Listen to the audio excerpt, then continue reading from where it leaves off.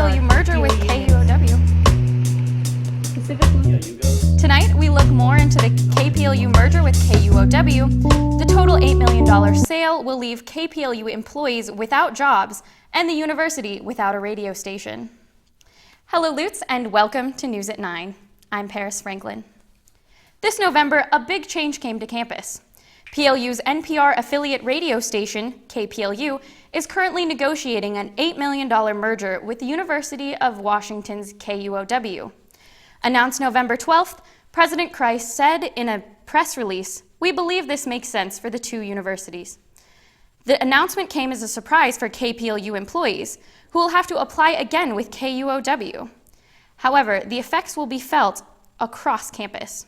Maddie Bernard took a closer look. Reporting on a very controversial topic, I'm Maddie Bernard for PLU News. Pacific Lutheran University is selling KPLU to the University of Washington for $8 million. The Independent News Voice is a well-known institution famous for its jazz programming. The $8 million will go to PLU's endowment fund, but students believe that KPLU is worth more than the money. I feel extremely disappointed that our university is divesting in such a valuable asset. I personally think there's so much more to things than money, and I think that it's part of PLU's soul and identity that's going missing. No one knows how the sale will affect PLU's School of Art and Communication department, and current students are worried.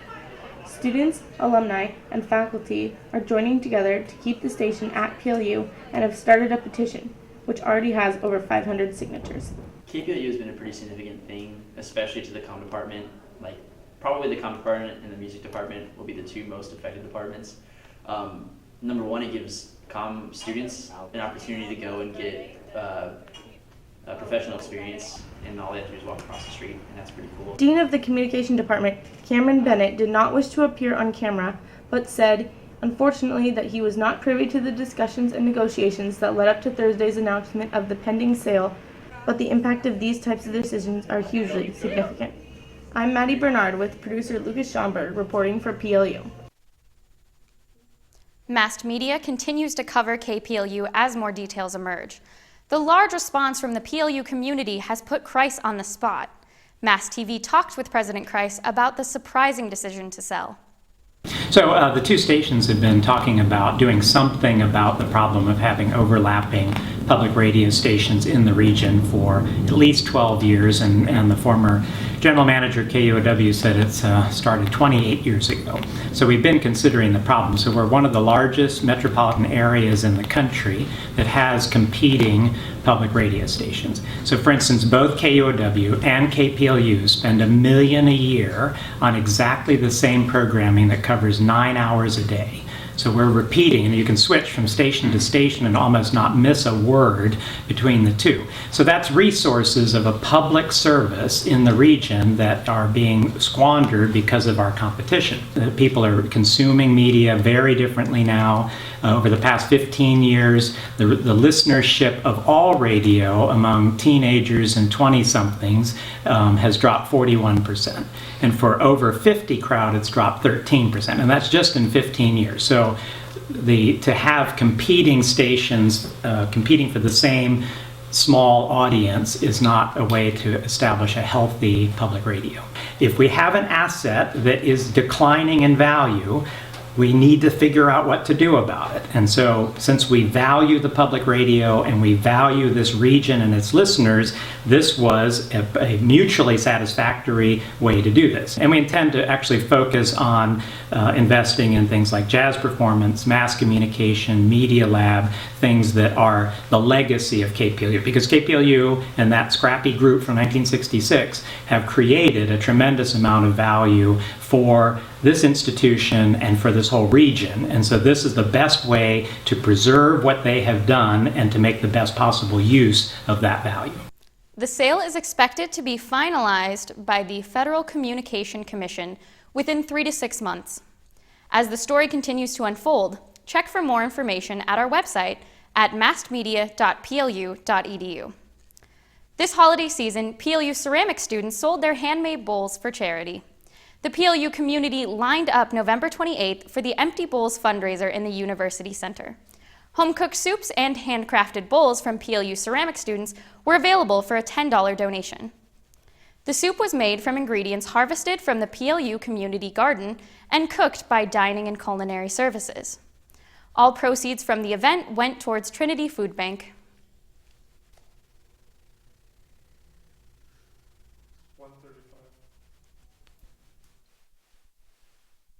Right now? That's why. The event was a huge success, with over 100 people participating for a great cause. Empty Bowls is an international campaign to fight hunger, and this was the 4th year that PLU has participated. For more information We about the event had students who made bowls and they were able, and the dining services made soup, and so people were able to purchase tickets beforehand that were $10, and all proceeds went to the Trinity Church, Lutheran Church Food Bank across the street. I'm here because I think it's a really great way for Lutz to give back to the community, and I think it's just really neat to see the creative expression of the students on campus and the bowls. I think it's a great cause, and I also love ceramics too, so it's like dual awesomeness. Well, it's a win-win situation for us to enjoy a meal together, but also to hopefully have some food available for our friends across the street. And the bowls are handmade, so I think it's really cool to get something out of it as well, but also mostly to help people. I love the Trinity Feeding Ministry, so I thought it was a really great cause to support, and I wanted some great soup and a really cute bowl. And every year it's kind of fun to see the crowd grow and the number of bowls duplicate, so it's a lot of fun. I understand the money's going to Trinity Lutheran Food Bank, so that's why I'm here, support a good cause. Empty Bowls is an international campaign to fight hunger, and this was the 4th year that PLU has participated. For more information about the event and how you can get involved, go to www.emptybowls.net. The Languages and Literatures film series returned to PLU this week after a 1-year hiatus. This series kicked off mid-November with a documentary screening of La Resistencia, and a discussion with the filmmaker. The documentary followed farmers from the Aguan Valley in Honduras and the struggles they encountered after political turmoil. More than 50 people came to the screening held in Xavier Hall as the first event of the Language and Literature Film Festival series. I think that what the people in Honduras are doing is really brave, especially since they're marginalized people and they don't have a lot of power. Well, they don't have a lot of power, but we saw at the film that they do. I really liked it. I thought that it presented the voices really well, and it had a lot of diversity in who it talked to. It represented a lot of women and groups that you don't often hear from. The director of the film, Jesse Freeston, led a discussion after the screening. Students had the chance to ask him questions about travel, filming, and follow up on the people featured in the film. I looked, and still it had been a year and a bit since I'd been in the Aguan Valley, and nobody else had really picked up the story in terms of doing documentary, and I couldn't believe it because for me it was the most audacious thing, to respond to a military coup d'etat by taking over the plantations of the most powerful person in the country and converting them into a co-op, and then all the violence that came after that, and they still maintained, and I just thought, okay, well, that's what I'm doing. This film is another way to connect students around the world, to connect us all in social change and progress, and in working together to discover what we can do for not only ourselves but for one another. The series brings 5 to 6 films to campus every year.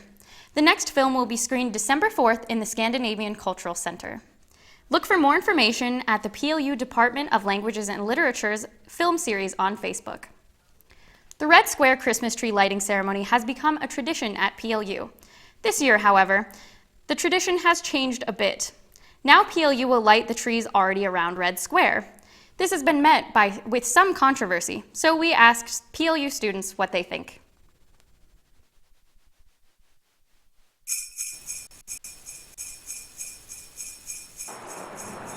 There are mixed feelings and controversy spreading through the PLU students after the article in the Mast explaining the ministry's decision to, quote, axe the Christmas tree. The ceremony will change from the lighting of a cut Christmas tree to the lighting of 2 younger trees by the bell in Red Square. I can appreciate why they wouldn't want to have a Christmas tree, but personally, I love Christmas more than just about anything, and if you were to see my room in Flieger right now, it is totally decked out in Christmas. I think, well, me personally, it's my first year, so I've never got to experience the community getting together and putting the Christmas tree, everything together, which I think would be cool because I do it at my house with the Christmas tree up and everything. So it's always been fun. I'm fine with it, really. I mean, I think that it's good that we can have some more diversity and more acceptance of other people's religions, because a lot of religions don't use Christmas trees, or some people are non-religious. I don't think everybody uses a Christmas tree, so I don't think it's necessarily good for us to be streamlining everybody into one religion or one holiday. So I think it's good that we don't have it this year and everybody can choose what they want to do instead.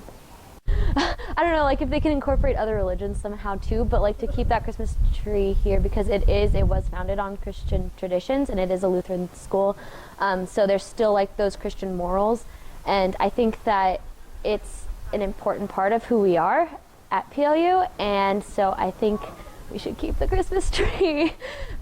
I mean, I understand it, but it kind of irks me just because we are a Lutheran school, and it's we shouldn't be afraid to identify as that. We shouldn't be afraid that we're going to offend people by putting up a tree, because it's our tradition, it's our religion. This is Mallory Ballard with producer Angela Nommensen reporting for Loot Times.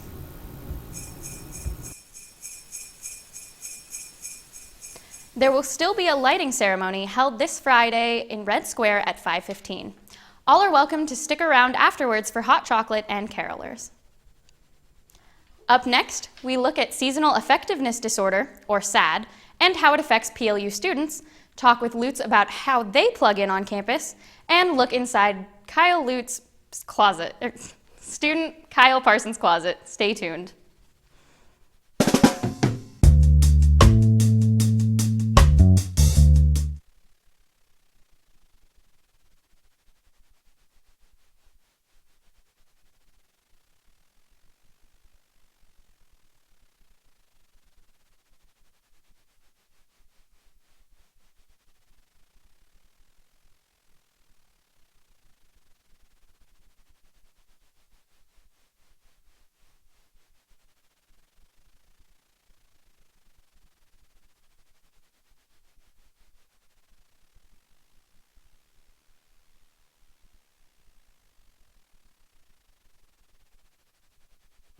Here's your check.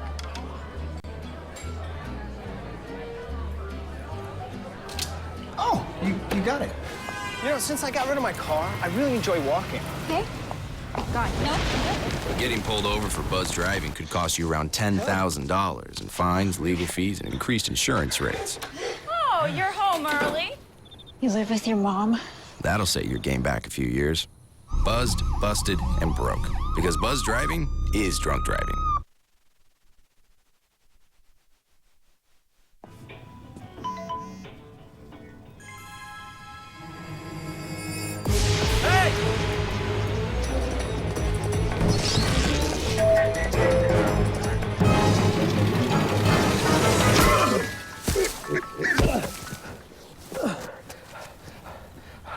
So, same time next week? Well, of course. Put away a few bucks, feel like $1 million. For free tips to help you save, go to Feed the Pig.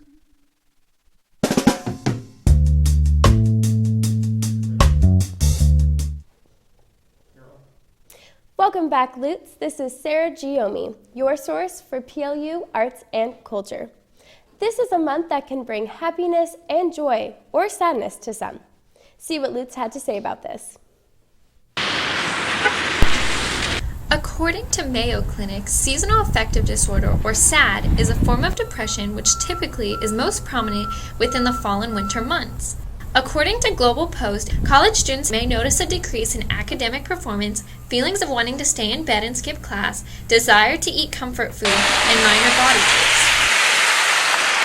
According to WebMD, SAD can happen to anyone, but populations where it is more commonly seen is in women, people aged 15 to 55, if a family member has suffered from SAD, and those who live far away from the equator. Research has not determined a clear cause, but a lack of sunlight has been shown to disrupt serotonin release. I think I'm getting more used to it this year. I'm from Southern California, so last year making the move out here definitely was something that I noticed affected me in wanting to be active or doing some of the things I regularly do. In the wintertime, I definitely feel way less motivated to study or play music or do anything that I feel like I normally want to do, especially in the summertime. I feel a lot more up to doing it, I guess. So this morning when I woke up and it was bright and sunny, I was like, hey, I'm gonna go for a run. When it's pouring rain outside and cloudy like this, I tend to not feel like that in the morning.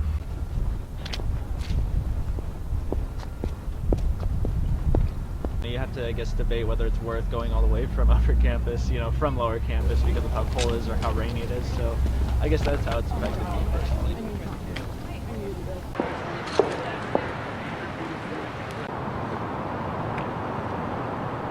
Like around 5 o'clock, it feels like it's 9 o'clock to me, so I'm like, why am I so tired?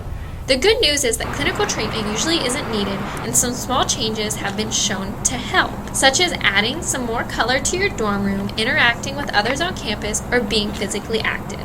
This is Sierra with Trevor Whitney reporting for Mast Media. There are many resources on campus to take advantage of, including the Women's Center, Health Center, and Counseling Center if you are feeling a little blue. Last Wednesday, we had our premiere of Late Night, PLU and first year Sam Ellison's late night talk show. He shared news about sustainability, introduced the audience to PLU athletes, shared quite a few laughs, and much more. If you missed this episode, you can find it online at mastmedia.plu.edu/late night. We have a video from the episode to show you here tonight.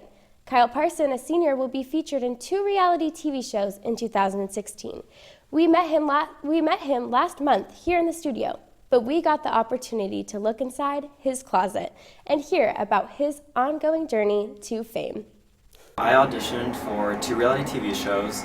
One of them I can't talk about as I'm under contract, and the other one is called The Majors, and that is a show where they follow you around for a few days, and it's almost like a day in the life sort of reality show where they see what you're doing in your life and how you are a successful young adult. So my social media account is basically it's a lifestyle blog, so I'll post pictures of my travels, I'll post pictures of things that I buy, what I wear. So it's mainly, what I have in my description is luxury, fashion, and travel. My style is more, I try to go classy with a little bit of edgy, so as you can see I have, this is one of my favorite trench coats. It's cashmere and it's imported from Hong Kong, and this was a gift for me from my dad's girlfriend, and it goes with everything. It goes with, you can dress it up or dress it down. And for edginess, you can go with something like this vintage Chanel bomber jacket. It's from the 90s, and actually Miley Cyrus has this exact same jacket, and it took me a year to find it, one that I could find. So that's something that you can do to like mix up your style a bit. When it comes to traveling, I really like having a nice travel bag. So up here I have my Louis Vuitton travel bag, and I got that about a year ago, and it's worked really, really well. I have this Alexander McQueen travel bag that I can use along with my Versace travel bag. So I like to keep a nice variety of bags depending on the mood or outfit that I'm wearing. So I really like this Bulova watch because it's very nice and it's simplistic but flashy at the same time, so it's not too in your face, but it also stands out when you're wearing it. Thank you for taking a look inside my closet. Make sure to follow me on Instagram at ksp_lifestyle and check out my website, kylesparsons.com, and keep a lookout for more coming in 2016. Make sure to pick up a copy of Mast Magazine to read more about Kyle and the Loot of Luxury feature. How plugged in are students? College campuses are constantly trying to stay up to date with technology, but schools like PLU struggle to offer modern accommodations. With the growing use of technology in our lives, college campuses are finding it hard to keep up with the needs of students. Reporters Elise Anderson and Morgan Stark ventured out to ask Pacific Lutheran University students their thoughts about accessibility of electrical outlets on their own campus. In regards to the outlets on campus, I think that it really shows the age and the lack of renovations in the library, that there aren't more outlets in more convenient spots? I think they're actually really accessible, especially in one of my lecture classes. They have like the outlets like underneath the little table, so I know a lot of people bring computers and like they're really accessible. You can just plug your computer right into there. But definitely in the UC, I feel like that more outlets could be used, especially if you're sitting in the like cafeteria area or right going into the commons. I feel like more outlets would be beneficial. I think I'd obviously be a fan of more, because more accessibility is just better in general. I spend most of my time studying in my room, and so I feel like outlets are enough for me just because I have them there. You know, I think when it comes to outlets, it definitely like varies between buildings. There's some buildings like the library, in my opinion, which have pretty decent like amount of outlets. There definitely could just be more, because I mean, as technology is becoming more prevalent, you need more things to charge, and honestly, that'd make our campus more modern. I do not think we have enough accessible outlets here on campus because, for example, one night I went to the library to do my homework, and some of the outlets I saw in the library were not working. I mean, there are enough outlets, but not really enough for like most students to use. This is Morgan Stark with producer Elise Anderson reporting from Mass Media. Stay plugged in to hear more about improvements of student resources on the Pacific Lutheran University campus. What do you think about the accessibility of outlets? Want to make a change around campus? Stop by the Associated Students of PLU office in the lower UC to get involved. It is December, and there are many events and opportunities for you this month. Upcoming this week on Thursday in UC 203 at 6 p.m. is tips on interviewing for an RA position. Thursday is the dance showcase at 7:30 p.m. and on Friday at 8 is the University Singers and Chamber Singers Christmas concert free to PLU students. Check out these events, Lutz, and tweet us your pictures at PLU Mast. Take advantage of these events and have a great week, Lutz. Thanksgiving was this weekend. Some of you enjoyed lots of food, others enjoyed sleeping in and spending time with friends and family. We are glad you all had a great break. Keep studying hard for 2 more weeks until winter break. This is Sarah Giomi with Arts and Culture. Up next, we review fall sports, including Lute basketball, which has just started their season. Stay tuned for more next on News at 9.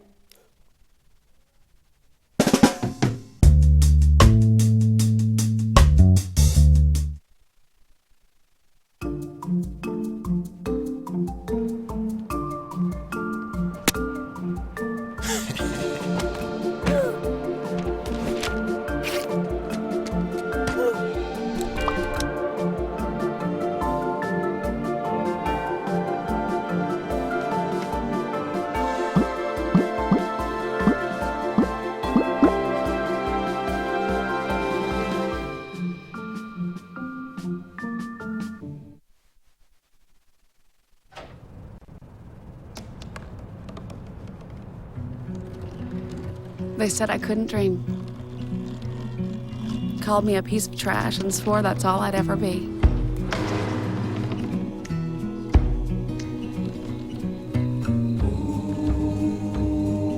Said a bottle couldn't see the ocean.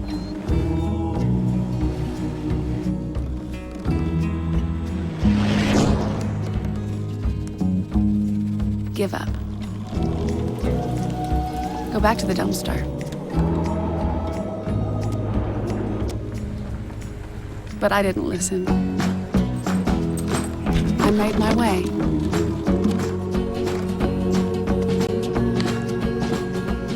And now, I am what I've always wanted to be.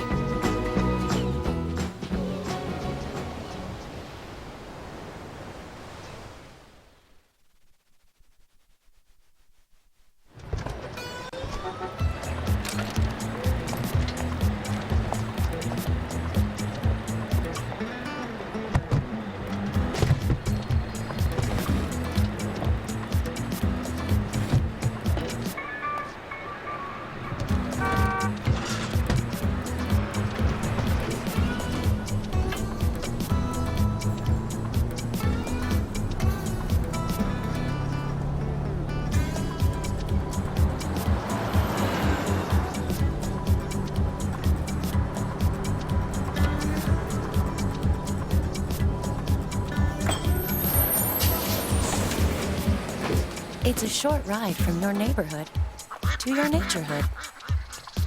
Find fun activities to do, like boating and biking, or camping and hiking, plus much more. To find a neighborhood park or green space near you, visit discovertheforest.org. Welcome back to News at 9. I'm Welcome back to News at 9. I'm Dylan Foreman. And I'm Kara Gillespie. Welcome to sports. PLU's Brad Hawkinson finally has some time to rest. Early in November, he and the rest of his cross-country teammates ran at the NCAA West Regional Championships. Hawkinson then qualified for the NCAA Championship race, where he finished 187th, marking the best finish to a season by a Lute in 14 years.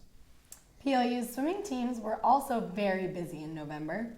Most recently, the team won 19 events despite travel delays at the Northwest Invitational, as the women's team took first place, scoring more points than the second and third place finishers combined.